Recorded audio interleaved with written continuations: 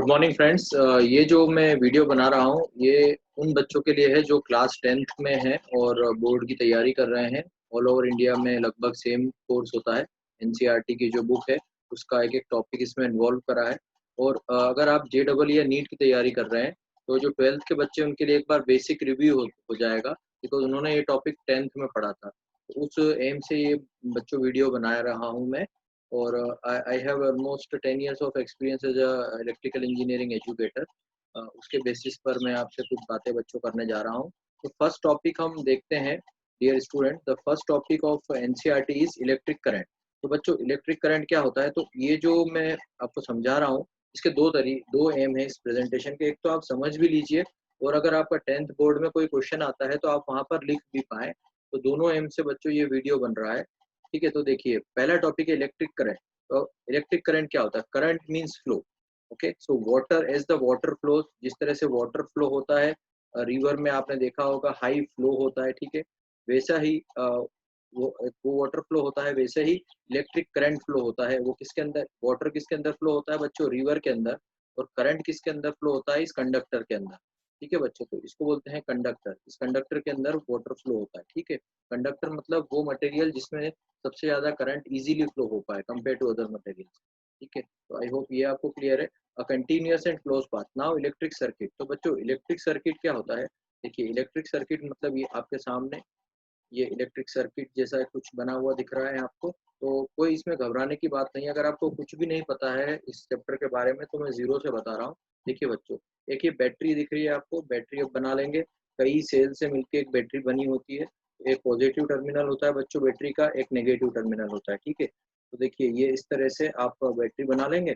और फिर ये जो बैटरी है बच्चों, ये इसको क्लोज पाथ होना चाहिए। ठीक है, क्लोज पाथ होना चाहिए। बैटरी का जो ये पॉजिटिव टर्मिनल है इससे हमेशा करंट फ्लो होता है बच्चों। और ये देखिए इस तरह से करंट जाता है। और ये जो आपको सिंबल दिख रहा है बल्ब का है। ठीक है, बल्ब होते हुए एक मीटर है जो कुछ मेजर कर रहा है और फिर ये वापस आ रहा है। तो ये जो सर्किट बना है बच्चों इसमें ये बता रहा है कि एक बैटरी है, उसके अलावा ये करंट इसमें से फ्लो हो रहा है इस बल्ब में से जाके। तो देखिए अगर हम इस सर्किट को डिफाइन करेंगे, अगर 10th क्लास में पूछा जाता है सर्किट के बारे में, तो हम क्या बोलेंगे? A continuous and close path. क्या बोलेंगे बच्चों?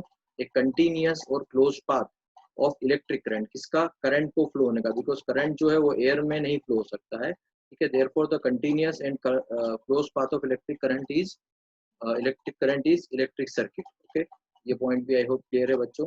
Now electric current is expressed by the amount of charge flowing per unit area. अब देखिए ये जो कंडक्टर है इसके अंदर कितना चार्ज फ्लो हो रहा है, कितने चार्ज फ्लो हो रहे हैं। अब देखिए चार्ज इसमें जो होते हैं ना वो इलेक्ट्रॉन कंसीडर करते हैं। हम ऐसा मानते हैं कि इसके अंदर जो जितने भी चार्ज जो करंट को कंस्टिट्यूट करते हैं, जो करंट को बनाते हैं, वो बोले जाते हैं इलेक्ट्रॉन। जैसे किसी क्रिकेट टीम में एक टीम तभी बनती है जब उसमें 11 प्लेयर्स होते हैं, वैसे इसमें 11 नहीं होंगे, कई हो सकते हैं, मेनी हो सकते हैं डियर स्टूडेंट्स। ठीक है, तो जो इलेक्ट्रॉन्स हैं उनके फ्लो को क्या बोला जाता है बच्चों? Number of charge carrier. Number of charge carrier, जिस चार्ज करियर मतलब इलेक्ट्रॉन क्या करता है? चार्ज को कैरी करता है, तो उसको बोलते हैं चार्ज कैरियर। या नंबर ऑफ इलेक्ट्रॉन जो पर यूनिट टाइम किसी एक स्पेसिफिक टाइम में जो फ्लो होते हैं उसको बोलते हैं इलेक्ट्रिक करंट। तो देखिए यहाँ डेफिनेशन है, electric current is expressed by the amount of charge. Charge मतलब यहाँ पर क्या है बच्चों? ये इलेक्ट्रॉन। यहाँ पर चार्ज क्या है? Electron, which is flowing through an area. एक पर्टिकुलर एरिया में से फ्लो हो रहा है, क्योंकि देखो ये जो है ये बड़ा भी हो सकता है तो ज्यादा चार्ज करियर आएंगे, छोटा भी हो सकता है। ठीक है, तो ये एरिया कितना है इस कंडक्टर का उसके ऊपर, और पर यूनिट टाइम। ठीक है, उसको हम क्या बोलते हैं? करंट। तो आई hope it is clear now. जैसा मैंने आपको अभी बताया कि इसमें जो चार्ज कैरियर होते हैं या जो भी फ्लो होने वाली चीज होती है वो होती है इलेक्ट्रॉन। ठीक है, तो electron constitute the flow of charges. Now dear students, electric current was yes. अभी देखिए इलेक्ट्रिक, अभी मैंने आपको क्या बताया कि इलेक्ट्रॉन जो है वो, एक और बात बताना चाहता हूँ, इलेक्ट्रॉन जो है वो निगेटिवली चार्ज माना जाता है। ठीक है, एक होता है पॉजिटिवली चार्ज, एक होता है निगेटिवली चार्ज। तो इलेक्ट्रॉन को बच्चों निगेटिवली चार्ज माना जाता है। तो पॉजिटिवली चार्ज पहले जब इसका इन्वेंशन हुआ उसके पहले इलेक्ट्रॉन को पॉजिटिवली चार्ज कंसिडर करा गया, सॉरी माफ करिएगा, करंट के फ्लो को पॉजिटिवली चार्ज कंसिडर करा था। तो एक और डेफिनेशन इसकी निकलती है कि electric current was discovered to be the flow of positively charge. क्या बताया गया था पहले? Flow of positively charge. लेकिन अभी हम उसको क्या कंसिडर करते हैं, फ्लो ऑफ इलेक्ट्रॉन। ठीक है, दो थ्योरी थी, दोनों अलग थ्योरी है। ठीक है, and the direction of positive, yes, तो ऐसा माना जाता है, जैसे यहाँ पर जो ये करंट फ्लो हो रहा है ना बच्चों, ये जो करंट फ्लो हो रहा है, ये जो करंट फ्लो हो रहा है, ऐसा माना जाता है कि इलेक्ट्रॉन जो है इसके अपोजिट डायरेक्शन में फ्लो हो रहा है। मतलब अगर मैं ऐसा लिखूं यहाँ पर कि of flow of electron, electron नहीं electrons, is equal to flow of current in opposite direction, in opposite direction. जहां पर भी इलेक्ट्रॉन फ्लो हो रहे हैं, करंट का डायरेक्शन उसके अपोजिट में कंसिडर किया जाता है। ठीक है बच्चों, आई होप ये आपको क्लियर है। दो अलग अलग थ्योरी हैं। एक में बताया कि इलेक्ट्रॉन, जो हम तो यही कंसिडर करते हैं कि जो इलेक्ट्रॉन है वो अपोजिट में फ्लो होता है, लेकिन जो यहाँ चार्ज कैरियर है वो क्या मानते हैं हम, इलेक्ट्रॉन्स ही होते हैं। ठीक है, जो चार्ज को कैरी करते हैं। लेकिन दो थ्योरी थी, तो जस्ट डायरेक्शन अपोजिट है, लेकिन जो चार्ज कैरियर है वो क्या है बच्चों, इलेक्ट्रॉन ही है करंट को कंस्टिट्यूट करने के लिए। ठीक है, तो देखिए यहाँ पर अभी मैंने आपको बताया कितने चार्ज फ्लो हो रहे हैं पर यूनिट टाइम में, उसको हम क्या बोलते हैं बच्चों, करंट। ठीक है, अब जो Q है वो होता है चार्ज। Q क्या होता है बच्चों, चार्ज। अब चार्ज की यूनिट क्या होती है डियर स्टूडेंट्स, तो चार्ज की यूनिट होती है कूलम। क्या यूनिट होती है, SI unit of charge is coulomb. इस चार्ज की यूनिट क्या है, कूलम। ना चार्ज, अब एक कूलम का चार्ज कितना होगा, तो आपसे कोई पूछे कि एक कूलम का चार्ज कितना होगा, तो एक कूलम में कितने इलेक्ट्रॉन्स का चार्ज आ जाएगा, 6 × 10⁻18 इलेक्ट्रॉन्स का जितना भी चार्ज होगा वो किसके बराबर होगा, एक कूलम। मतलब एक कूलम बहुत ज्यादा चार्ज होगा।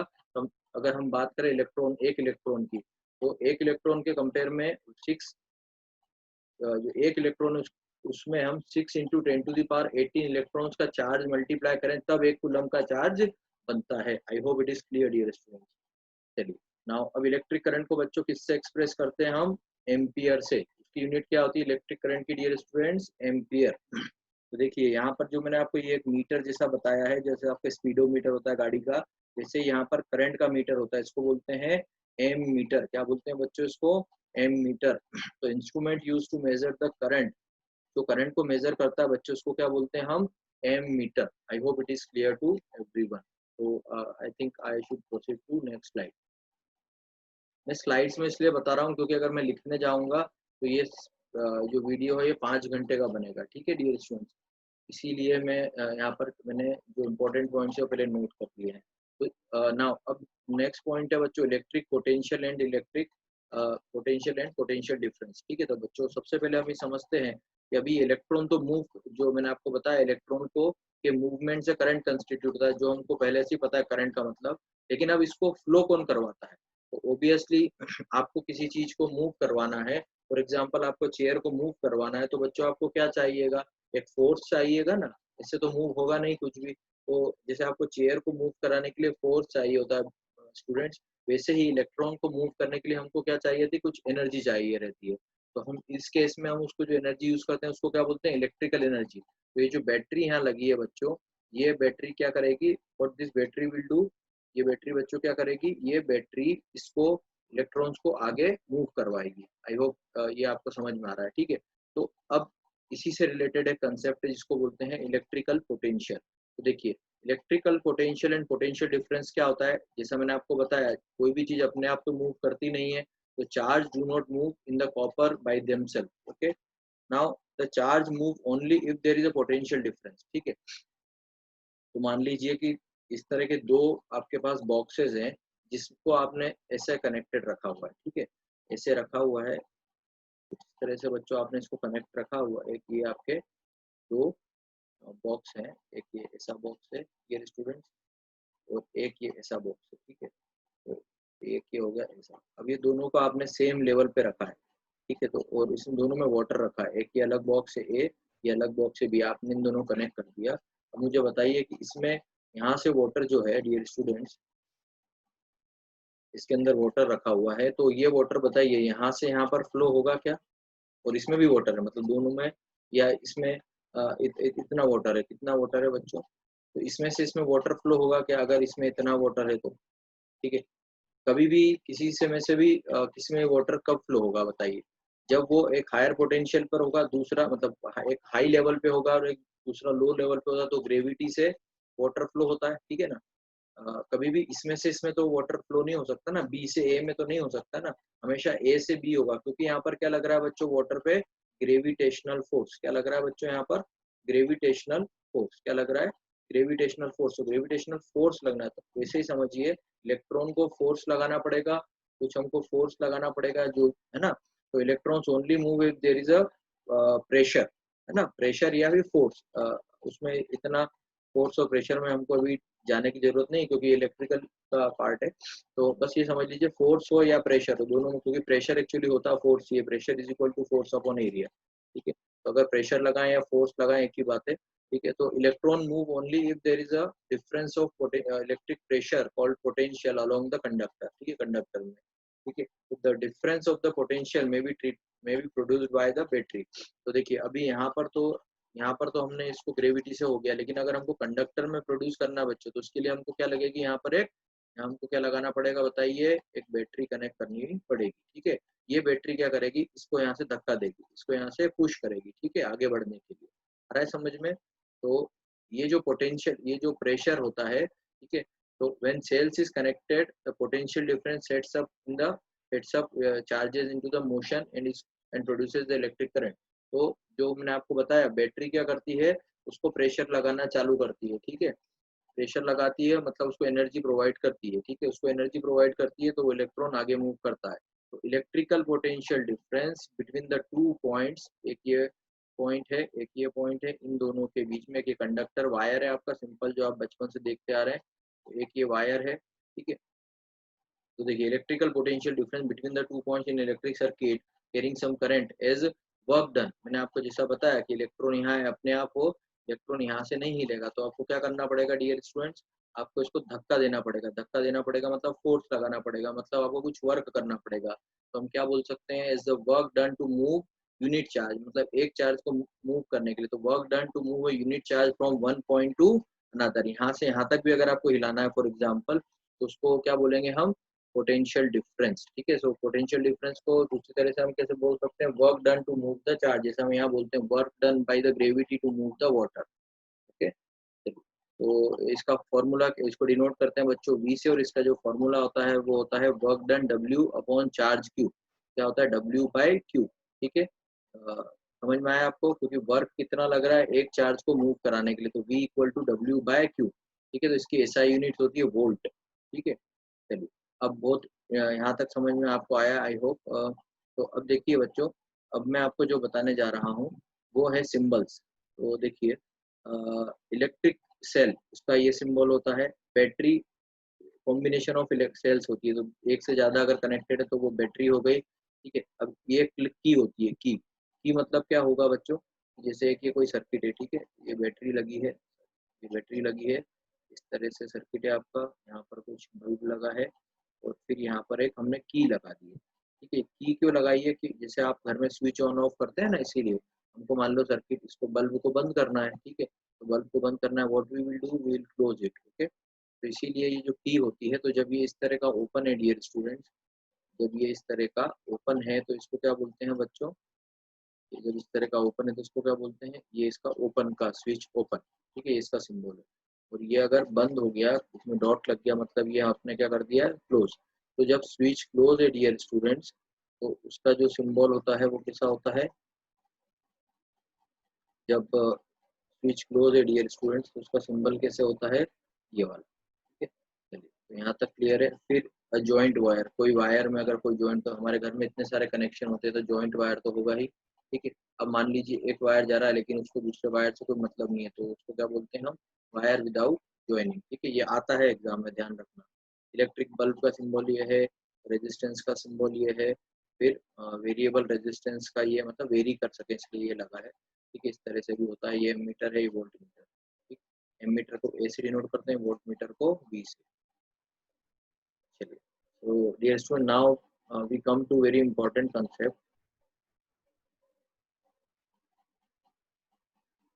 Now we come to very important concept, dear students. That is Ohm's law. ठीक है, तो Ohm found out that relationship between current I flowing in the metallic conductor and the potential difference across its terminal. ठीक है, तो ओम ने क्या find करा, current और potential difference across a metallic conductor. ये लिखना मत भूलिएगा बच्चों, एग्जाम में बहुत इंपॉर्टेंट क्वेश्चन आता है। What is Ohm's law? तो Ohm found the relation between current flowing in a metallic wire and the potential. कुछ नहीं है, बहुत सिंपल है। देखो एक जैसे ये हमारा सर्किट है, सिंपल, ये आपको समझ में आ रहा है। ओम ने क्या करा, एक मेटेलिक वायर लिया, केवल मेटेलिक वायर की बात कर रहे हैं बच्चों, है ना, अभी आपके कोर्स में केवल मेटेलिक वायर है, ठीक है। तो ये क्या हो जाएगा आपका, दिस इज मेटेलिक वायर।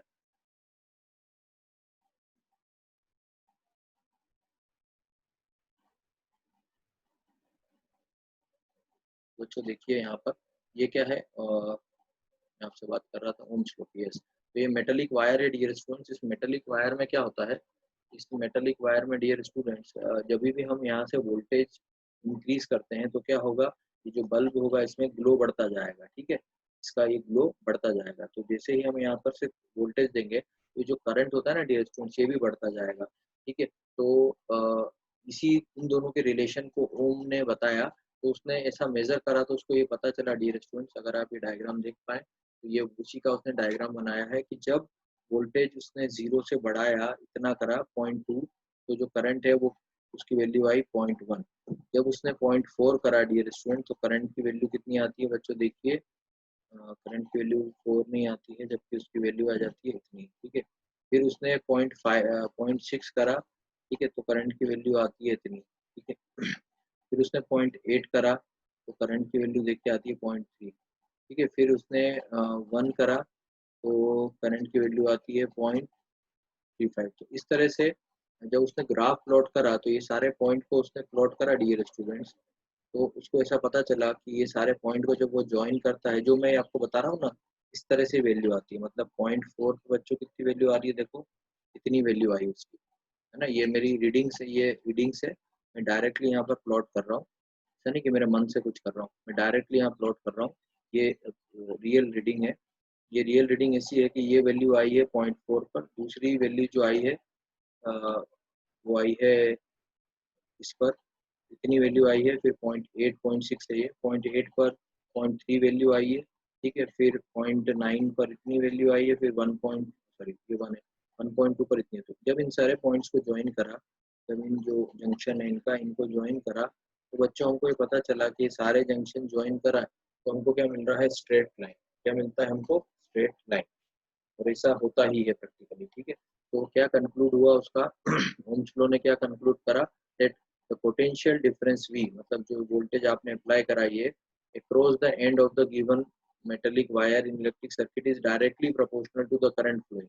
देखो जितना आप वोल्टेज बढ़ा रहे हो उतना ही करंट फ्लो हो रहा है, जितना वोल्टेज बढ़ा रहे हो उतना ही करंट फ्लो हो रहा है। स्ट्रेट लाइन आ रहा है, मतलब क्या है, जितना आपने वोल्टेज लगाया उतना ही करंट फ्लो हो रहा है। तो हम क्या बोल सकते हैं बच्चों यहाँ पर, that potential difference V across the end of metallic conductor is directly proportional to the current flowing, ठीक है, provided that the temperature remains same। ऐसा जब वो ऐसा नहीं हो कि आपने उस वायर को एक वायर लिया, उसको एक्सट्रीम, जैसे सियाचिन में इतनी ठंड होती है, वहां पर आप ले गए और वहां पर बोला कि सर अभी तो ये स्ट्रेट लाइन नहीं आ रहा, तो वहां स्ट्रेट लाइन नहीं आएगा। एक जो नॉर्मल टेम्परेचर होता है, रूम टेम्परेचर या थोड़ा सा ज़्यादा, जिस पर मेटल को वो बनाते हैं, मैन्युफैक्चर करते हैं, उस पर अगर जो सिंपल मतलब मैन्युफैक्चर करते हैं तो यूज़ के लिए जो टेम्परेचर बताते हैं, स्पेसिफाइड टेम्परेचर फॉर यूज़, उसमें अगर आप करते हैं तो वोल्टेज जो है वो हमेशा करंट का प्रोपोर्शनल होगा। आई होप ये समझ में आ रहा है आपको, ठीक है। तो ये हमको क्या पता चला कि जब हमने प्लॉट करा तो स्ट्रेट लाइन आया, स्ट्रेट लाइन आया मतलब जितना V बढ़ रहा है उतना ही I बढ़ रहा है, ठीक है।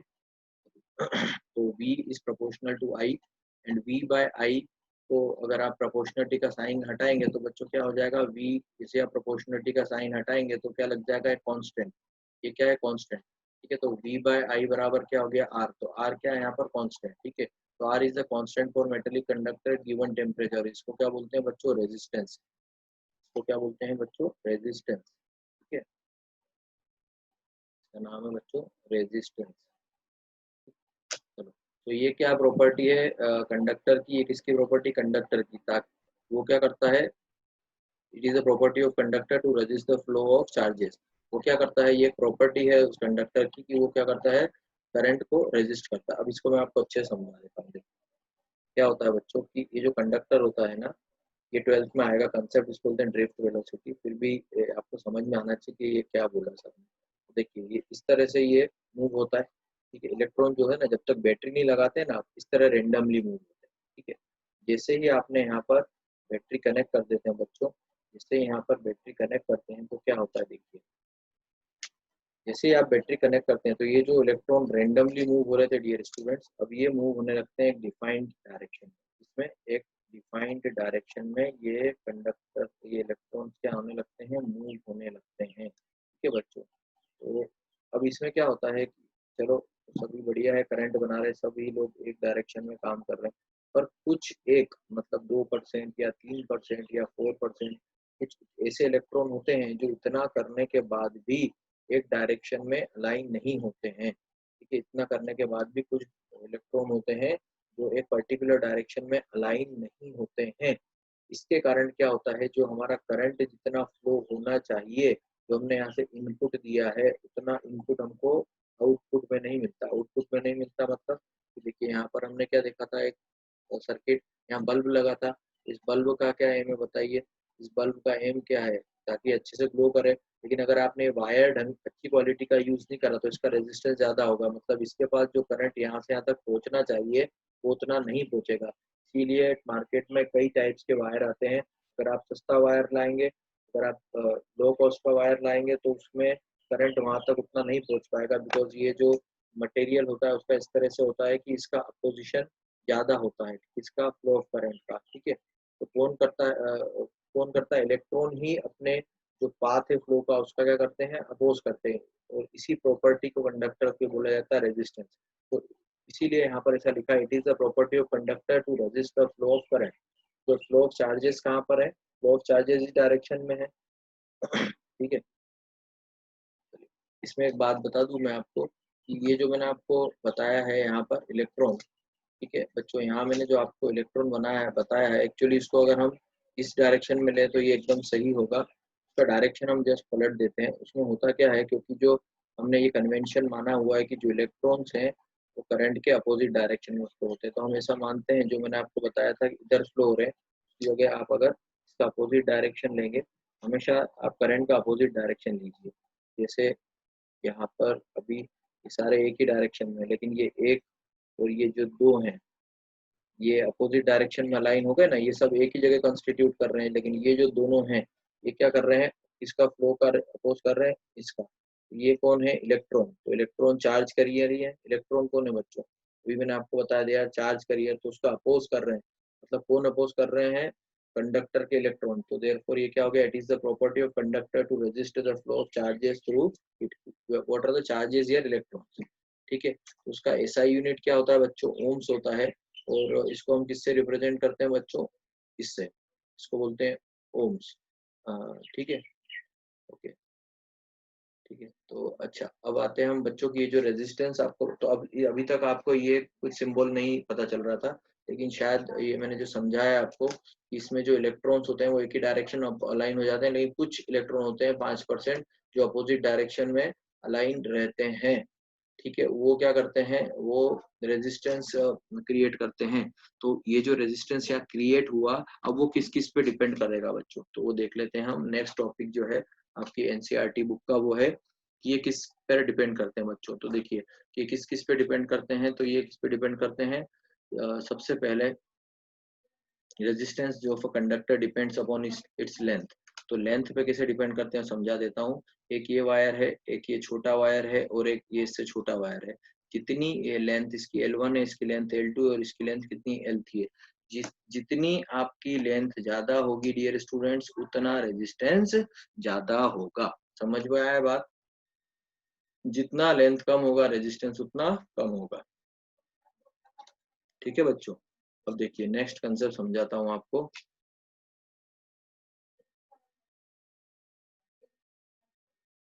ठीक है, एक ये आपका वायर हुआ, ठीक, एक और ये वायर हुआ, ठीक है, एक और ये वायर हुआ। दो अलग अलग वायर, आप समझ सकते हैं ना, एक का एरिया कम और एक का एरिया ज्यादा है ना।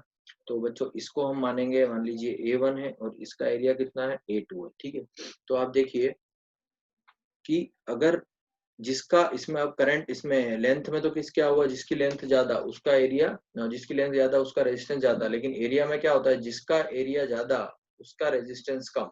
जितना ज्यादा एरिया रहेगा उतना रेजिस्टेंस क्या रहेगा, कम। मतलब क्या हो गया, इनवर्सली प्रोपोर्शनल। तो resistance of wire and the area is inversely proportional होता है। ठीक है बच्चों, अब इन दोनों को ज्वाइन कर दें तो हम क्या हो जाएगा, आर इज इक्वल टू, ये क्या बन जाएगी, दोनों को अगर आप ज्वाइन कर देंगे डियर स्टूडेंट्स तो इक्वेशन कैसे बन जाएगी, देखिए इक्वेशन कुछ ऐसे बन जाएगी, क्या बताइएगा, R is equal to, sorry, R is proportional to L upon A. ठीक है बच्चों, या फिर R is equal to rho L upon A. ठीक है बच्चों, तो ये इक्वेशन बन जाएगी R is equal to rho L by A, where rho is the constant of proportionality. Rho क्या है बच्चों वहां पर, कांस्टेंट ऑफ प्रोपोर्शनलिटी। इसको हम क्या बोलते हैं बच्चों, इसको हम क्या बोलते हैं, रो। ठीक है, तो रो क्या हो गया आपका, कांस्टेंट ऑफ प्रोपोर्शनलिटी। इसको हम क्या बोलेंगे, इलेक्ट्रिकल रेजिस्टिविटी। इसका क्या नाम है बच्चों, इस कांस्टेंट ऑफ प्रोपोर्शनलिटी का क्या नाम है, इलेक्ट्रिकल रेजिस्टिविटी। ये बहुत फेवरेट क्वेश्चन है 10th का। ठीक है, तो इसका ध्यान रखिएगा। चलिए, now SI unit of resistivity क्या होती है बच्चों, रेजिस्टिविटी की एसआई यूनिट क्या होती है, ओम मीटर। अब ये कैसे होगी, तो देख लीजिए यहाँ पर, अगर आप यहाँ से रेजिस्टिविटी निकालेंगे तो क्या आ जाएगी बच्चों, rho is equal to R into A by L. Rho क्या आ जाएगा, R into A by L. ठीक है, तो अब देखिए रेजिस्टेंस की यूनिट क्या होती है, ओम्स, और एरिया की यूनिट क्या होती है, इक्वल टू मीटर स्क्वायर। ठीक है, एरिया क्या होती है, metre square divided by m. तो ये क्या हो जाएगा, ओम्स, मीटर से मीटर कैंसिल, तो क्या हो जाएगी unit, ohm metre. I hope it is clear to you. ठीक है, चलिए अब आगे चलते हैं बच्चों। चलिए, नेक्स्ट चीज है कि अब जो मेटल्स होते हैं और एलॉय होते हैं। अब एलॉय क्या होता है, ये नई चीज आई। तो एलॉय क्या होता है, मिक्सचर ऑफ मेटल्स, 3-4 मेटल को मिला दिया तो उसको क्या बोलते हैं, एलॉय। ठीक है, तो जो मेटल्स और जो एलॉय होते हैं उनकी जो रेजिस्टिविटी होती है वो बहुत कम होती है। ठीक है, समझ में आ रहा है आपको। तो अगर मेटल्स की रेजिस्टिविटी कम हुई, देखिए यहाँ पर रो क्या, रेजिस्टिविटी, तो अगर रेजिस्टिविटी कम हुई तो रेजिस्टेंस भी कम होगा। आ रहा है आपको समझ में कि नहीं, मेटल्स और एलॉय की रेजिस्टिविटी क्या होती है बच्चों, कम। तो अगर रेजिस्टिविटी कम हुई, ठीक है, तो क्या हो जाएगा, रेजिस्टिविटी कम हुई तो क्या हो जाएगा बच्चों, बताओ। रेजिस्टिविटी अगर ये चीज कम हुई, रेजिस्टिविटी तो ये डायरेक्टली प्रोपोर्शनल है, तो रेजिस्टेंस भी कम हो जाएगा। मतलब हम ऐसा बोल सकते हैं कि कंडक्टर्स का और एलॉय का रेजिस्टिविटी और रेजिस्टेंस दोनों क्या होता है, कम। ठीक है, नाउ अब एक और बात है कि टेम्परेचर से क्या इसका कोई रिलेशन है, यस, टेम्परेचर के साथ रेजिस्टेंस भी वेरी होता है और रेजिस्टिविटी भी वेरी होती है। ठीक है, नाउ या लास्ट इज टंगस्टन। इस पॉइंट इसमें लास्ट है टंगस्टन। तो टंगस्टन क्या है, हाँ, जो आपका फिलामेंट होता है, फिलामेंट मतलब क्या होता है बता देता हूँ। तो इनकेडेसेंट लैंप आता था बच्चों जब आप छोटे थे, तो इनकेडेसेंट लैंप जब आता था, इस तरह का कोई लैंप आपने देखा होगा अपनी लाइफ में छोटे से बचपन में, ऐसा एक बल्ब था गोल गोल ऐसा आता था। ये जो फिलामेंट, मतलब इसको बोलते हैं फिलामेंट। ठीक है बच्चों, ये जो फिलामेंट है ये किसका बना होता है डियर स्टूडेंट्स, टंगस्टन। ठीक है, तो अब आते हैं हम कॉम्बिनेशन ऑफ रेजिस्टेंस। ये क्या होता है बच्चों, ये समझ लेते हैं, कॉम्बिनेशन ऑफ रेजिस्टेंस। अब देखिए, फॉर एग्जांपल यहाँ पर ढंग से नहीं दिख रहा हो तो मैं बताता हूँ, इसको कोई दिक्कत नहीं है। ये बहुत इंटरेस्टिंग चीज़ है और बच्चों को इसमें तकलीफ होती है, तो मैं आपको सिखा देता हूँ। तो मान लीजिए एक ये आपके पास स्लाइड है, इसमें आपको बोल रहे हैं सीरीज कॉम्बिनेशन ऑफ रेजिस्टेंस। ठीक है, एकदम एनसीईआरटी में से ही मैंने पूरे नोट्स बनाए। तो ये मान लीजिए हम रेजिस्टेंस मानते हैं R1, ये मानते हैं R2 और ये मानते हैं R3। ठीक है, और ये हमारी सप्लाई है, इसको हम क्या बोलेंगे बच्चों, बैटरी। क्या बोलेंगे बच्चों, इसको बैटरी। इसको क्या बोलेंगे हम, एम मीटर। क्या है बच्चों, एम मीटर। इसका क्या काम होता है, टू मेजर द करंट। क्या काम होता है बच्चों, टू मेजर द करंट। इसको मेजर करना बच्चों, करंट को मेजर करना। ठीक है, अब आप देखिए ये क्या है सामने, वोल्ट मीटर। तो ये वोल्ट मीटर का क्या काम होता है बच्चों, इसको measure the voltage, to measure the voltage. क्या करना बच्चों, वोल्टेज को मेजर करना, टू मेजर द वोल्टेज। ठीक है, तो अब देखिए, तो हमारे पास कितने कंपोनेंट है हमारे, ये तो हमारा सप्लाई हो गया, ये हमारा मीटर से मीटरिंग हो गई। लेकिन हम किसको दे रहे हैं इलेक्ट्रिसिटी, तो ये 3 रेजिस्टेंस को हम इलेक्ट्रिसिटी दे रहे हैं। ठीक है, R1 R2 R3। तो वोल्ट मीटर कहाँ कनेक्ट होता है, जिसको हम इलेक्ट्रिसिटी प्रोवाइड करते हैं। तो देखिए इसके साथ में पैरेलल में होता है। पैरेलल मतलब आप ऐसे जा रहे हैं और ये आपके पेरेंट्स, आप मार्केट में जा रहे हैं घूमने, तो एक के ऊपर एक आगे पीछे नहीं चलते ना, हम कैसे चलते हैं, साइड में चलते हैं। तो इस तरह अगर साइड में कुछ चीज कनेक्टेड है तो उसको क्या बोलते हैं हम, पैरेलल। डियर स्टूडेंट, ये क्या हो गया, 3 रेजिस्टेंस जो है इसके पैरेलल में ये वोल्टमीटर कनेक्टेड है, ठीक है। अब देखिए इतना समझ में आया। अब एक बात देखिए, हमेशा सीरीज में, अब ये जो वोल्ट मीटर है ना बच्चों, इसका हम रेजिस्टेंस जब इसको बनाते हैं हम, ये किसी से बनेगा ही ना, ये भी इलेक्ट्रिकल के किसी करंट, ये भी किसी इलेक्ट्रिकल के कंडक्टर से बनेगा। तो हम इसका रेजिस्टेंस इतना हाई रखते हैं कि यहाँ पर ये करंट आना ही नहीं चाहे, क्योंकि देखिए अगर रेजिस्टेंस हाई होगा मतलब अपोजिशन हाई होगा तो करंट कम होगा, ठीक है। तो हम यहाँ रेजिस्टेंस इसको इस तरह से बनाते हैं कि इसका रेजिस्टेंस बहुत हाई रखते हैं। इसका रेजिस्टेंस हाई रखेंगे तो करंट कम आएगा, करंट कम आएगा तो जो हमारा करंट यहाँ से टोटल आ रहा है वही यहाँ पर यूज हो पाएगा। समझ में आ रहा है आपको, यस और नो? तो यहाँ पर जो मान लीजिए आपने यहाँ पर से 100 करंट फ्लो करवाया, फॉर एग्जांपल 100 मिली एम्पियर, तो हम क्या करते हैं 95% हमारा करंट यहाँ चले जाए इस वाले में, और केवल 5% यहाँ जाए, ओनली 5%, ठीक है। बाकी 95% करंट यहाँ चले जाए, ठीक है। तो हम ऐसा मान के चलते हैं कि हमारा मेजोरिटी करंट केवल इसमें जा रहा है, इसमें बहुत माइन्यूट करंट जा रहा है, ठीक है। तो अगर मुझे इसका इक्वेशन लिखना हो बच्चों सीरीज कॉम्बिनेशन में, तो वो ऐसा होता है v equal to V one plus V two plus V three. अब ये क्या होता है, v1 मतलब इसके अक्रॉस का वोल्टेज, v2 मतलब इसके अक्रॉस का वोल्टेज, और v3 मतलब इसके अक्रॉस।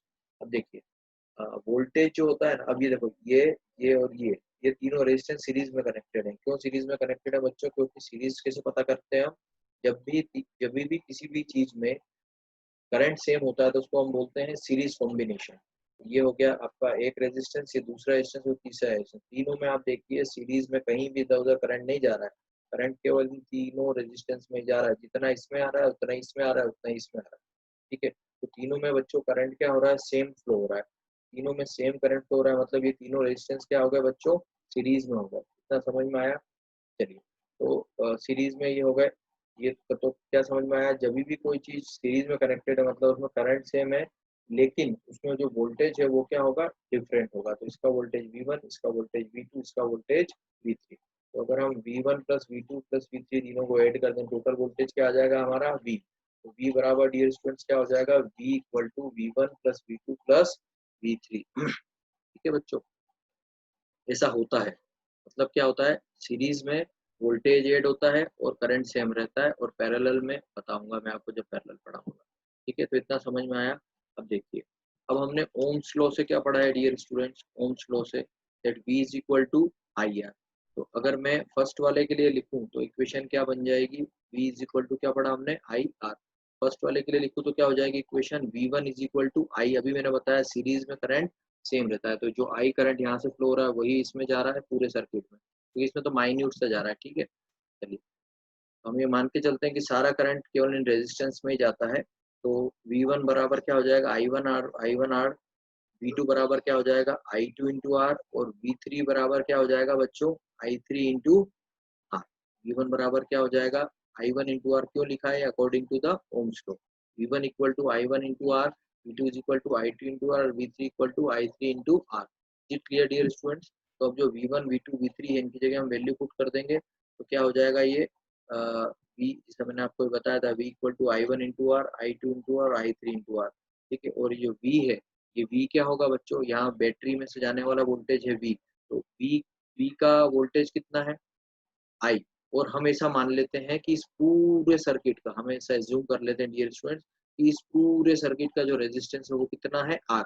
तो यहाँ से अगर जो टोटल वोल्टेज जा रहा है वो कितना हो जाएगा, V is equal to I into total resistance. Total resistance कितना हो गया बच्चों, V equal to I R. तो ये जो V था इसकी जगह क्या लिख दिया हमने, आई आर, और या V1 V2 V3। I hope ये समझ में आपको आया ही था पहले कि मैंने कैसे लिखा, ठीक है।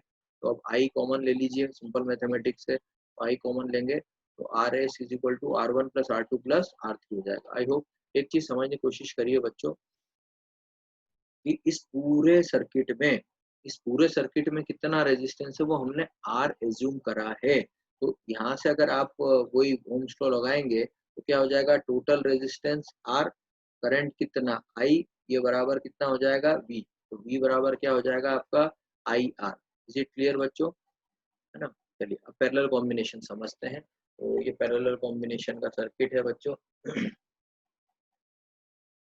ठीक है, तो देखिए पैरेलल कॉम्बिनेशन में भी सिमिलरली हमने करा है बच्चों। यहाँ पर हमने क्या एज्यूम करा है, R1, यहाँ पर क्या एज्यूम करा है R2, और यहाँ पर एज्यूम क्या करा है बच्चों R3। तो R1, R2, R3 तीनों पैरेलल में कनेक्टेड है। अभी मैंने आपको सिखाया था पिछली स्लाइड में कि जो वोल्टमीटर है वो हमेशा कहाँ कनेक्ट होता है, पैरेलल में। ठीक है, तो यहाँ से टोटल वोल्टेज V आपने सप्लाई करा तो करंट कितना गया यहाँ से I, और ये जो करंट I गया ये हमने एज्यूम करा कि इसका करंट I1 है, इसका करंट I2 है डियर स्टूडेंट्स, और इसका करंट कितना है I3 है। ठीक है, और इसका जो वोल्टेज है टोटल वो वोल्टेज कितना है बच्चों, V है। ठीक है, और ये वोल्ट मीटर है, तो ये कितना करंट हो गया एम मीटर, और ये जो एम मीटर को करंट मेजर करता है उसको क्या बोलते हैं हम, एम मीटर, और इसके पैरेलल का वोल्टेज क्या है, V। ठीक है, तो अगर आप यहाँ पर आप एक देखें तो आपको मैंने अभी बताया था ऊपर वाले सर्किट में कि करंट सीरीज में सेम होता है। सीरीज मतलब यहाँ पर ये जो आपको यहाँ दिख रहा है कि करंट सेम रहेगा, तीनों में कहीं नहीं जाएगा। वाटर के जैसा, जैसे वाटर फ्लो होता है वैसे ही करंट फ्लो होता है। तो अगर आपके पास एक पाइप है, उस पाइप से आपने वाटर को, उस पाइप से यहाँ से वो गया वाटर, और वाटर किधर चले जाएगा, 1 2 3 4। तो वैसे ही जो करंट होता है वो भी इसी तरह डिवाइड होता है, I1, I2, I3 और I4, चार जगह डिवाइड होगा। लेकिन जैसा मैंने आपको बताया वोल्ट मीटर में हम रेजिस्टेंस बहुत हाई रखते हैं, तो यहाँ नेग्लिजिबल करंट होता है, इसलिए हम उसको यहाँ डिनोट नहीं करते। तो टोटल करंट जो I हुआ वो किसके बराबर हुआ, I equal to I1 plus I2 plus I3। ठीक है, ये जो टोटल करंट गया ये कितनी जगह डिस्ट्रीब्यूट हुआ, I1 plus I2 plus I3। अब देखो, अब ऐसा मान लेते हैं हम, ये जो पूरा रेजिस्टेंस है पूरे सर्किट का वो हम मान लेते हैं बच्चों आरपी। पूरे सर्किट का रेजिस्टेंस हम कितना मान लेते हैं, आरपी। और जो टोटल वोल्टेज सप्लाइड है वो कितना है, वी। तो आई बराबर क्या हो जाएगा, वी इज इक्वल टू क्या हो जाएगा बच्चों, आई इंटू आर पी। तो आई बराबर क्या हो जाएगा बच्चों, वी बाय आर पी। ठीक है। ठीक है, तो अब ये जो हमने इक्वेशन लिखी है यहाँ पर आई की जगह हम क्या लिख देंगे, बताओ आई की जगह हम क्या लिख देंगे, V by R P is equal to, ठीक है, इज इक्वल टू। अब देखो, अभी ऊपर मैंने आपको सिखाया कि ओम्स लॉ से हम क्या लिख सकते हैं, R I one into R one, क्योंकि हर तीनों में एक्चुअली ओम्स लॉ होता है V is equal to I R. ठीक है, तो V1 इक्वल टू कितना हो जाएगा, इस फर्स्ट रेजिस्टेंस के क्रॉस का voltage according to ohm's law क्या हो जाएगा, इसके क्रॉस का करंट। तो कितना करंट है इसके क्रॉस, I1, और इसके क्रॉस रेजिस्टेंस कितना है बच्चों, R1। तो जो फर्स्ट वाला रेजिस्टेंस उसका वोल्टेज क्या हो जाएगा, V1 is equal to I1 into R1। ठीक है, और दूसरे वाले रेजिस्टेंस का वोल्टेज क्या हो जाएगा, V2 is equal to I2 into R2। और तीसरे वाले रेजिस्टेंस का बच्चों वोल्टेज कितना हो जाएगा, I3 इंटू R3। ठीक है, तो अब ये तीन इक्वेशन आपको समझ में आई। ठीक है, अब बच्चों इसमें क्या करेंगे हम, अब हम यहाँ से क्या करते हैं, जैसे मैंने आपको पहली कंडीशन समझा कि करंट यहाँ तीन जगह डिवाइड होगा। अब आप यहाँ पे समझिए, यहाँ समझिए बच्चों कि I1 बराबर कितना हो जाएगा बोलो, तो I1 बराबर हो जाएगा V V1। अब देखो पैरेलल में वोल्टेज सेम होता है, तो आप V1 लिखो या फिर V लिखो, एक ही बात है। ठीक है, तो V1 अपॉन R1, पहली वाली इक्वेशन से I1 की वैल्यू क्या हो जाएगी, V1 अपॉन R1। ठीक है, तो पैरेलल वोल्टेज सेम होता है, तो जितना यहाँ है उतना यहाँ, उतना है उतना यहाँ पर। ठीक है, तो यहाँ कितना है V, मतलब V1 बराबर क्या हो गया, V और अपॉन R1। ठीक है, अब देखो I2 बराबर क्या हो जाएगा, सिमिलरली आप निकालोगे यहाँ से तो V2 बाय R2, तो वही हो गया V2 by R2 is equal to क्या लिख सकते हैं हम, V बाई R। ठीक है बच्चों, सिमिलरली थर्ड भी क्या हो जाएगा, V2 बाई क्या आता है यहाँ पर, I2 बराबर V2 बाई R2। तो ये कैसा हुआ था, V बाय R2। तो I2 की वैल्यू क्या हो जाएगी, V बाय R2। सिमिलरली यहाँ देख के आप, आई होप समझ में आने लगा होगा कि I1 बराबर V1 बाय R1 कैसे होगा, I2 बराबर I3 बराबर। ठीक है, अब आप क्या करिए बच्चों, ये जो तीनों ही इक्वेशन है, ये जो तीनों ही वैल्यू हैं, ये इस इक्वेशन में अगर हम पुट कर दें पहली वाली इक्वेशन में, तो पहला वाला क्या हो जाएगा, आई मतलब टोटल करंट। तो मैंने आपको अभी बताया कि आरपी जो है वो हमने क्या कंसिडर करा, पूरे सर्किट का रेजिस्टेंस। तो अगर हमने पूरे सर्किट का रेजिस्टेंस आरपी करा तो टोटल वोल्टेज यहाँ पर कितना है, वी। तो total voltage is equal to current I into RP हो जाएगा। ठीक है, तो यहाँ से अगर आप आई निकालेंगे तो क्या हो जाएगा, आरपी नीचे चले जाएगा, तो आरपी नीचे गया तो क्या हो जाएगा, आई बराबर वी बाय आरपी। तो आई की जगह हमने लिख दिया है यहाँ पर V बाय आर। ठीक है, अब देखो दूसरा I1 हम कैसे निकालेंगे, तो I1 यहाँ से निकाल दिया V बाय R1। ठीक है, और I2 बराबर कैसे निकालेंगे, V बाय R2, और I3 कैसे निकालेंगे, V बाय R3। ठीक है, तो अब यहाँ से सब लोग से V कॉमन ले लो, सिंपल मैथमेटिक्स है, तो 1 बाय R1 क्या हो जाएगा, 1 by RP is equal to 1 by R1 plus 1 by R2 plus 1 by R3। ठीक है, तो हम ऐसा बोल सकते हैं कि that the reciprocal of the equivalent resistance. हाँ देखो, रेसिप्रोकल किसका, रेसिप्रोकल मतलब पता है ना आपको, तो reciprocal of equivalent resistance of a group of resistance joint in the parallel, ठीक है, is equal to the sum of reciprocal of individual resistance. ठीक है, इज इट क्लियर बच्चों। तो heating effect of electric current, next topic, very interesting.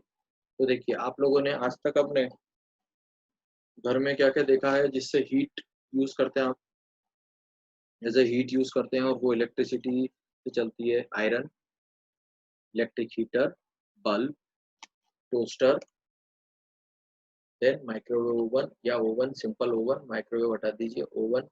ठीक है, ये सारी जितने भी चीजें हैं ये बच्चों क्या होती हैं, heating effect of electric current में आती है। तो क्या होता है कि हम करंट को फ्लो करवाते हैं, और जो वायर है उसके अंदर क्या होती है, हीट प्रोड्यूस होती है। ठीक है, तो देखिए केमिकल रिएक्शन, देखो एक फर्स्ट पॉइंट क्या लिखा है मैंने, chemical reaction within the cell generates the potential difference. तो देखो ये आपको एक मैंने ये बताया, आपके कोर्स में बिल्कुल नहीं है, बस एक समझाने के लिए मैंने यहाँ पर लिखा है कि कोई भी बैटरी होती है ना, उसके अंदर इस तरह से केमिकल रिएक्शंस होती हैं। तो ये जो केमिकल रिएक्शंस है ये यहाँ पर हमको वोल्टेज प्रोवाइड करती है, केवल ये समझना, ये बिल्कुल भी आपको कभी एग्जाम में नहीं पूछेंगे, जनरल नॉलेज के लिए मैंने आपको बताया है कि जो केमिकल रिएक्शन इसके अंदर होती है ये हमको वोल्टेज यहाँ प्रोवाइड करती है बैटरी के अंदर। ठीक है, तो या फिर हम ऐसा बोलें कि इस बैटरी के अंदर बहुत सारी एनर्जी स्टोर्स है केमिकल रिएक्शन के फॉर्म में। ठीक है, तो इतना समझ में आपको आया ना, इधर सर्किट। हाँ, अगर मान लीजिए ये जो बैटरी हमको मिली, ठीक है, ये बैटरी के दो टर्मिनल मिल गए हमको, इस दो टर्मिनल पे हमको क्या करना है बच्चों, एक हमने फॉर एग्जांपल मान लीजिए दो टर्मिनल में एक क्रॉस हमने बच्चों क्या लगा दिया, बोलिए, इन दो के क्रॉस हमने एक तरह से एक बल्ब कनेक्ट कर दिया। ठीक है, तो बल्ब कनेक्ट करने से बच्चों क्या होगा, ये बल्ब ग्लो करने लग जाएगा। तो बल्ब ग्लो करने लगा मतलब क्या हुआ कि अगर इस ये बल्ब ग्लो करने लगा मतलब ये इसमें हमने, अगर आपने बल्ब को ध्यान से देखेंगे ना, जो पहले बल्ब आता था इनकेडेसेंट का, तो उसमें केवल एक वायर होता और कोई मशीनरी और वो कुछ नहीं होता कि इसमें कोई नई टेक्नोलॉजी है, एडवांस टेक्नोलॉजी है, ये टेक्नोलॉजी वो टेक्नोलॉजी, ऐसा कुछ नहीं होता है बच्चों। उसमें केवल एक, आप ध्यान से देखिए, उसमें केवल एक वायर होता है, टंगस्टन का वायर यूज होता है। क्या कहने का मतलब है, जब वो आप बल्ब देखते हैं तो उसको जैसे आप स्विच ऑन करते हैं तो हमने उसमें गैसेस डाल दी होती है, उस बल्ब के अंदर हमने जो उसका गोला होता है उसके अंदर गैसेस डाल दी होती है, और गैस फिल करके और उसमें हमने एक वायर लगा देते हैं बस। तो वो वायर जब गैस से रिएक्ट करता है तो हीट इतनी जोर से प्रोड्यूस करता है कि वो इल्यूमिनेट होने लगता है। ठीक है, ये प्रॉपर्टी है टंगस्टन की कि जब उसको हाई टेम्परेचर मिलता है तो वो ग्लो करने लगता है। क्या है प्रॉपर्टी टंगस्टन की, कि अगर उसको हम आप हाई टेम्परेचर देंगे तो वो ग्लो करने लगेगा। This is the property of a wire tungsten, वही यूज होता है। तो इस तरह की जो प्रॉपर्टी है कंडक्टर्स की, उसको हमने यूटिलाइज करा और उससे हमने हमारे हाउस होल्ड के या फिर डेली यूज के कुछ काम करवाए। ठीक है, तो if the electric current is purely resistive, resistive मतलब वही, केवल जहाँ वायर यूज हो रहा है उसको बोलते हैं रेजिस्टेंस।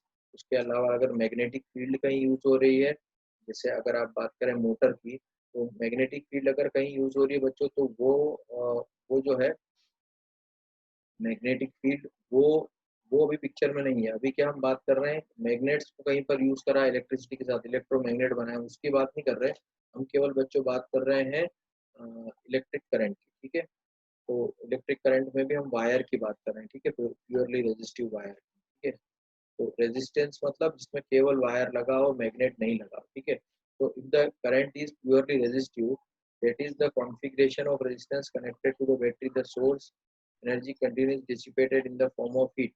तो अगर आपने ये जो बैटरी के दो टर्मिनल हैं इसमें केवल आपने बल्ब कनेक्ट करा तो ठीक है, अगर आपने इसकी जगह मोटर कनेक्ट कर दी तो फिर आपकी जो एनर्जी है वो हीट के फॉर्म में नहीं जाएगी, वो मैकेनिकल मोशन के फॉर्म में भी जाएगी। ठीक है, तो अगर केवल आपने वायर कनेक्ट करा है तो ही हीट प्रोड्यूस होगी, केवल केवल हीट तभी प्रोड्यूस होगी। हीट तो तब भी प्रोड्यूस होगी जब आपने मोटर लगाई है, पर उसमें वो मैकेनिकल एनर्जी में भी एनर्जी जाएगी, ठीक है। तो इसको बोलते हैं heating effect of electric current. ठीक है बच्चों, ये कहाँ कहाँ यूज होता है? This is use in heater, electric iron etcetera, ठीक है। तो देखो ऐसा नहीं है कि वो जो हमको बल्ब में हीट मिलती है केवल वो हीट ही होती है, वो हीट तो प्रोड्यूस होती है, लेकिन उसका हम दूसरा यूटिलाइजेशन क्या करते हैं, लाइट के फॉर्म में। हम बल्ब को किससे, रियल काम क्या होता है उसका, बल्ब का रियल काम होता है लाइट देने के लिए, तो लाइट देता है उसके साथ वो हीट भी प्रोड्यूस कर देता है, ठीक है, हीट भी प्रोड्यूस करता है, ठीक है। तो a part of the source is maintaining in the current may be consumed by the useful work like rotating blades of electric fan। Bulb में ऑब्वियसली वो मैकेनिकल एनर्जी के लिए यूज होता है, लेकिन कुछ उसका किस लिए यूज होता है, करवाते नहीं है लेकिन ऑटोमेटिक होता है, करवाते नहीं है। हमने कभी भी ऐसा नहीं सोचा कि फैन गर्म हो, लेकिन फैन गर्म हो जाता है, ठीक है। तो बाकी जो मैकेनिकल एनर्जी होती है उसके अलावा वो गर्म भी हो जाता है, ठीक है, ठीक है, ओके। तो हमने क्या पढ़ा था, अगर आपको याद हो तो हमने पढ़ा था कि वोल्टेज क्या है, work done to move a unit charge, ठीक है, work done to move unit charge is known as, क्या बोलते हैं उसको हम, पोटेंशियल, ठीक है। तो यहाँ से वर्क डन अगर आप निकालेंगे तो क्या हो जाएगा, वोल्टेज इनटू चार्ज। तो यहाँ पर यही चीज लिखी है, the work done in moving a charge Q through the potential of V is V Q, ये आ गया वी क्यू।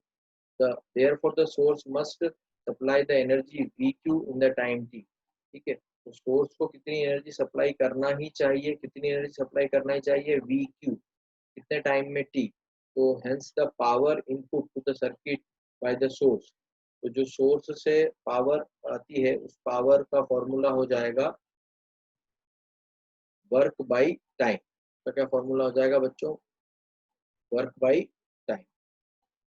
तो बच्चों इस पावर का क्या मतलब है समझिए, जैसे आपकी एक क्रेन आपने देखी होगी, जब कंस्ट्रक्शन साइट होती है उस पर बड़ी सी क्रेन लगी होती है जहाँ पर उसमें सामान हम लोड करके एक जगह से दूसरी जगह ले जाते हैं। अगर आपने कभी देखा होगा ना, इंटरनेट पर देखा होगा डिस्कवरी चैनल पर, यहाँ से बहुत बड़ा सा आपको स्टोन उठाना है, इधर से उधर मूव करना है, ठीक है, या फिर कोई सामान इधर से उधर मल्टी जो बनती है तो मूव करना होता है, ठीक है बच्चों। तो अब इसको जो मूव करने के लिए मोटर लगती है, ऑब्वियसली मोटर लगेगी इसको मूव करने के लिए। तो जो मोटर इसको मूव करने के लिए लग रही है उसको हमको कितना करंट देना पड़ेगा, ये जो मोटर है इसको हमको कितना करंट, कितना इसको एनर्जी देनी पड़ेगी, तो इसको इतनी तो एनर्जी देना पड़ेगी कि वो उसको वहां तक वर्क कर पाए, ठीक है। तो सोर्स को क्या करना पड़ेगा बच्चों, सोर्स को उतना एनर्जी तो सप्लाई करना ही पड़ेगा ना जितनी उसकी रिक्वायरमेंट है। और ऐसा नहीं कि वो हमारी रिक्वायरमेंट कैसी होती है कि क्रेन को एक स्पेसिफाइड टाइम में, ऐसा नहीं कि हाँ अभी क्रेन चालू हुई, धीरे धीरे धीरे धीरे धीरे 1 घंटे तक नहीं, तुरंत करना है, फास्ट वर्क करना है। तो एक स्पेसिफाइड टाइम में ही उसको एनर्जी सप्लाई करनी है इतनी, ताकि वो यहाँ मूव कर पाए। तो पावर को हमने कैसे बताया, जो हमारा वर्क है वो एक स्पेसिफिक टाइम में होना, स्पेसिफाइड टाइम होना चाहिए, वो उसकी होती पावर। अब मान लो कि ये मूव नहीं कर पा रही है, मतलब क्या हो रहा है कि जो हमारी सोर्स है, जो हमारा पावर सोर्स है, उसके पास इतनी वैल्यू ही नहीं है कि वो उसको सप्लाई कर पाए। तो जैसे आपने देखा होगा कि हमारी कार में तो बैटरी से काम हो जाता है, लेकिन हमारी घर तो बैटरी पे नहीं चलता, क्योंकि उसके लिए हमको सोर्स जो पावर की वैल्यू चाहिए वो ज्यादा चाहिए। तो पावर मतलब ताकत, तो ताकत किस लिए, एक स्पेसिफाइड समय में कुछ वर्क करवाने के लिए, ठीक है। देयरफॉर पावर को हम किसमें बताते हैं बच्चों, इज वर्क बाय टाइम। तो ये फॉर्मूला आपको याद रखना है, ठीक है। और हमने अभी आगे क्या पढ़ा है कि वर्क बराबर क्या होता है, V into Q upon T. तो वी ऐसा का वैसा ही रहेगा, और आई बराबर क्या हो जाएगा, Q by T. Okay dear students,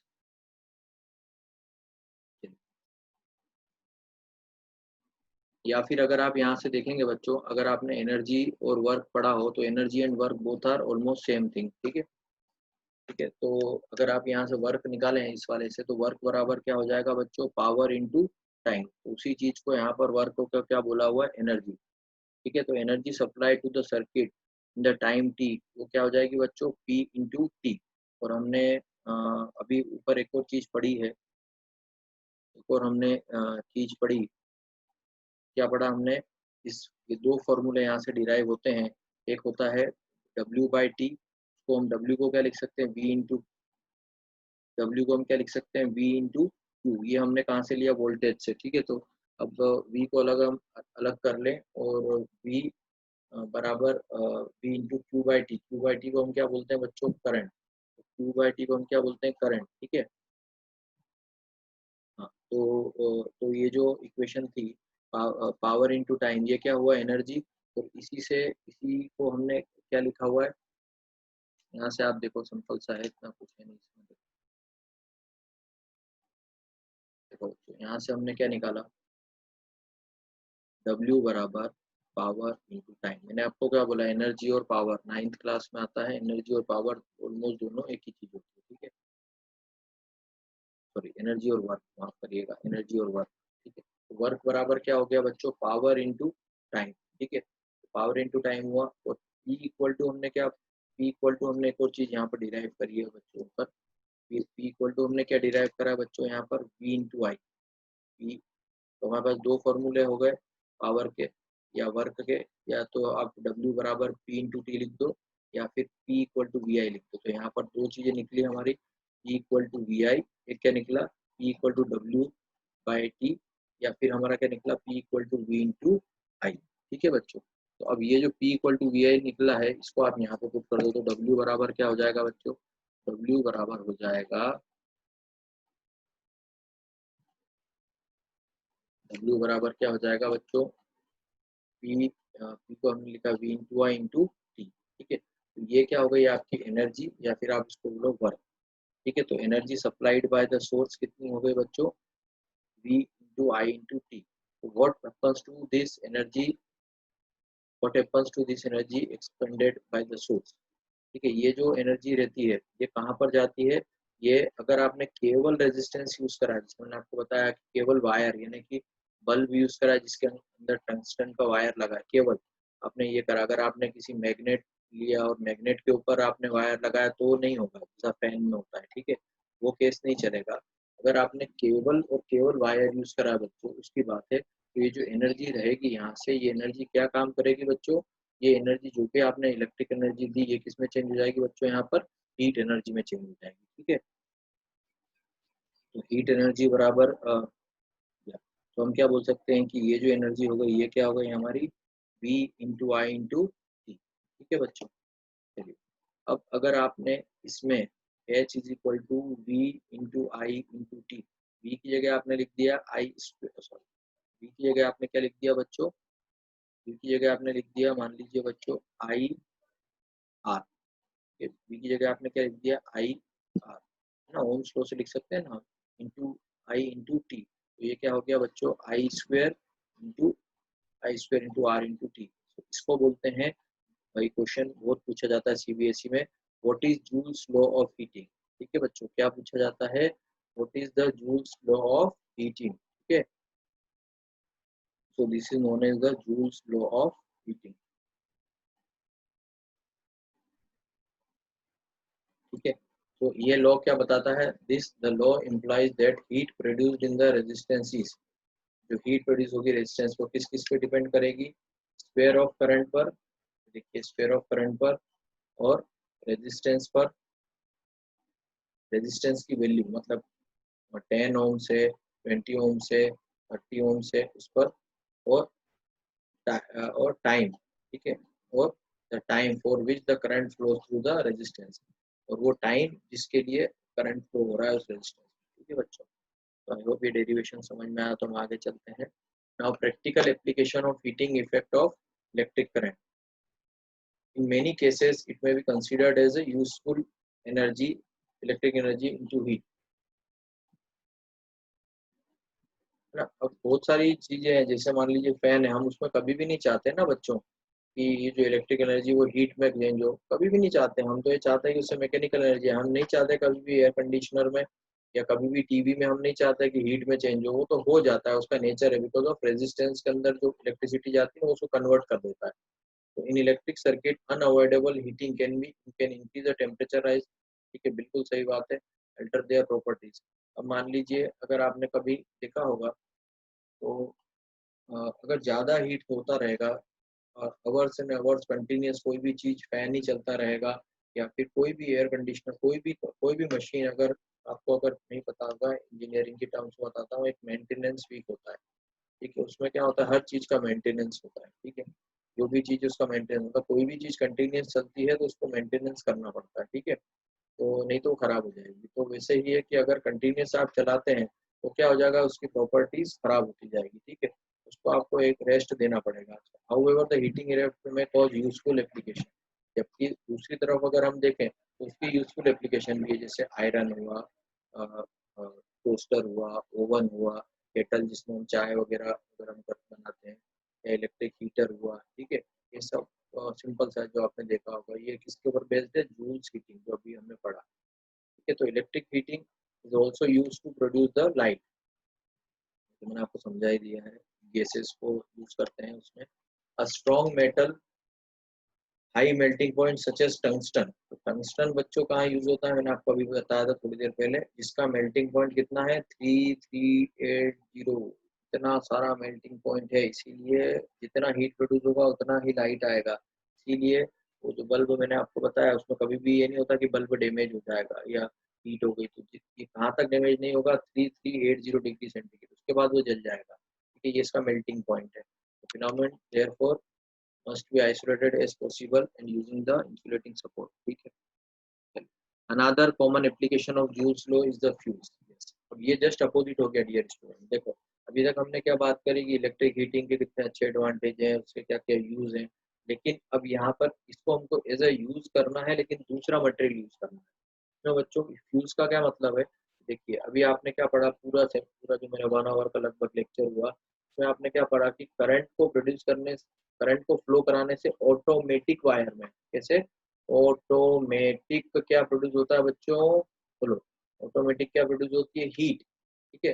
तो ऑटोमेटिक जो हीट प्रोड्यूस होती है वायर में करंट फ्लो होने के कारण, उसके कारण क्या होता है, अ, अब मान लीजिए कि हमारे घर में, आपको मैं बताता हूँ, जैसे रेलवेज होती है ना बच्चों, रेलवे में क्या होता है, पूरी रेलवे इंडिया की कनेक्टेड है, वैसे ही पूरी इलेक्ट्रिसिटी किसी भी स्टेट की कनेक्टेड होती है, ठीक है, और अदर स्टेट से भी कनेक्टेड होती है।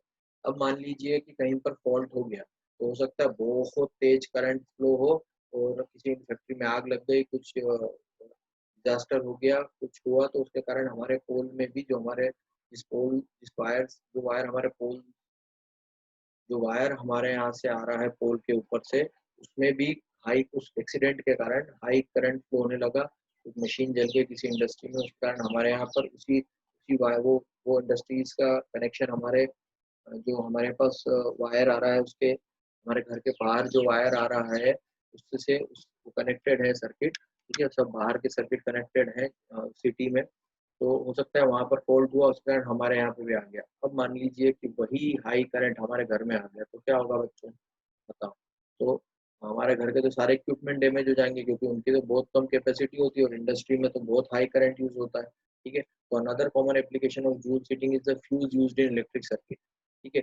तो हमारे घर में आपने देखा होगा, हॉल जो होता है, जिनके अभी फ्लैट्स हैं उनके, तो इजीली आपको दिख जाएगा ड्राइंग रूम में या हॉल में एक वाइट कलर का बोर्ड लगा होता है बच्चों। तो वो जो बोर्ड होता है उसमें क्या यूज होता है, उसमें फ्यूज यूज होता है, ठीक है।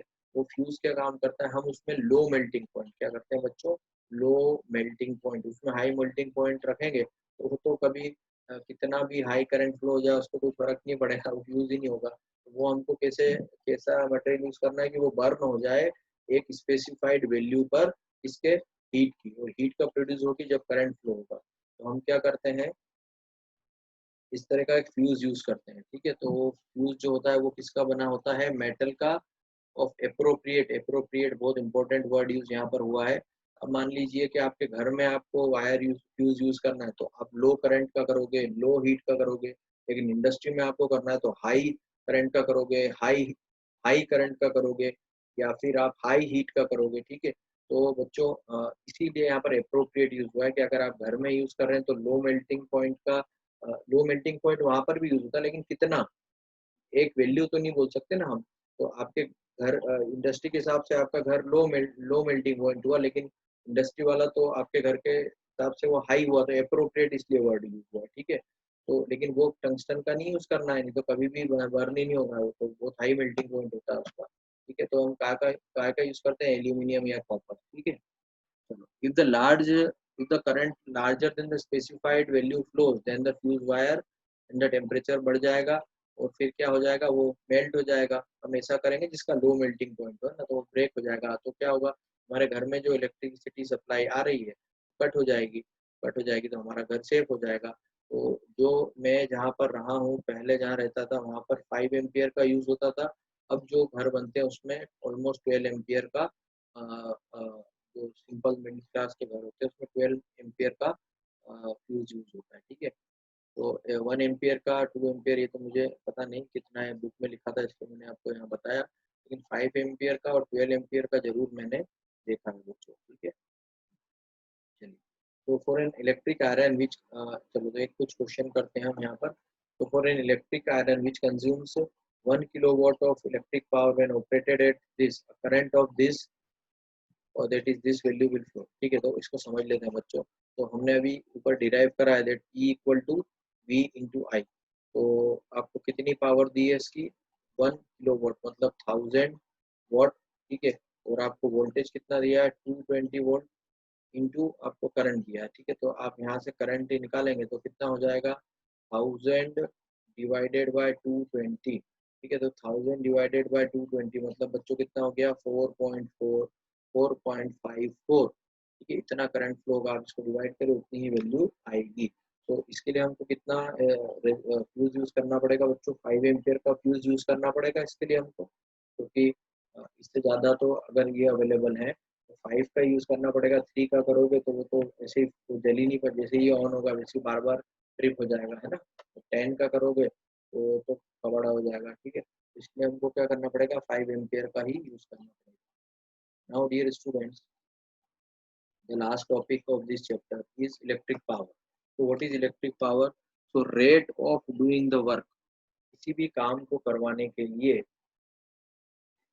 हमने अभी पढ़ा कि वर्क बराबर क्या होता है, या पावर बराबर क्या होता है बच्चों, W बाई, हमने पढ़ा ना, पावर बराबर rate of doing the work is known as power. तो इसको मैं ऐसे लेता हूँ, ये जो मोटर है ये स्मॉल मोटर है। ठीक है, अब ये मोटर है, ये बिग मोटर है। ठीक है, अब आपको अगर हम अपने घर में जल्दी से आपकी जो ग्राउंड में एक आपका वाटर टैंक है, इस वाटर टैंक से आपको आपका जो टेरिस है उसका जो टैंक है वाटर का, उसको आपको फिल करना है।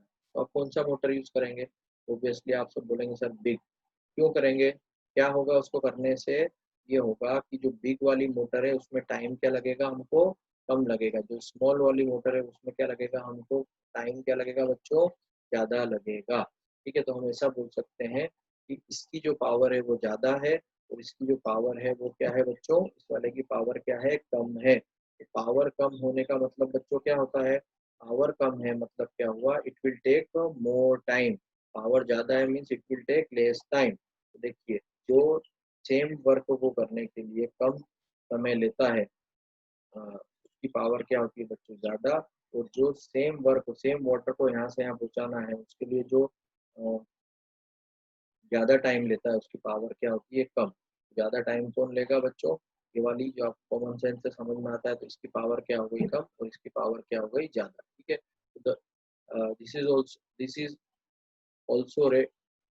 Also the rate of consumption of energy. ठीक है, तो जितनी ज़्यादा वो पावर, जितनी ज़्यादा पावर कंज्यूम करेगा उतनी ज़्यादा एनर्जी कंज्यूम होगी, जितनी ये कम करेगा तो कम एनर्जी कंज्यूम होगी। ठीक है, which gives the rate at which the electricity is dissipated or consumed। कोई बात मैंने अभी आपको बताया।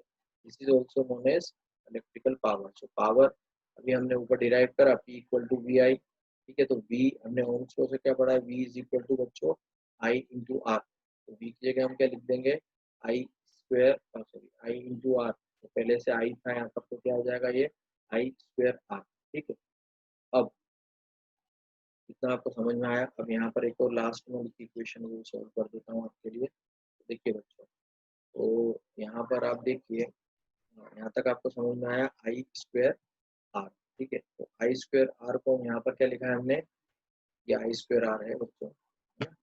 ये चीज नहीं है,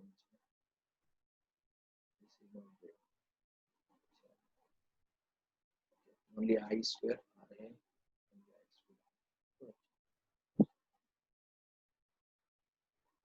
क्या है बच्चों, आई स्क्वायर आर। ठीक है, तो आई की जगह हम क्या लिख दें बच्चों, अगर वी बाय आर, ये हो जाएगा वी स्क्वायर और ये हो जाएगा आर, तो ये हो जाएगा V square by R into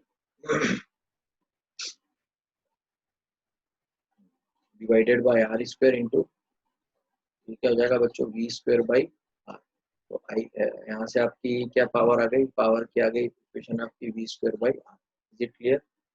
तो ऐसा यूनिट क्या होती है पावर की, वॉट, है ना। तो it is the power consumed by the device, इसको हम कैसे डिफाइन करते हैं, it is the power consumed by device जब 1 एम्पियर का करंट ऑपरेट होता है 1 वोल्ट पर, उसको हमारी क्या हो जाएगा 1 वोल्ट, 1 वॉट बराबर 1 वोल्ट इंटू 1 एम्पियर, तो इसको बोलते हैं 1 VA।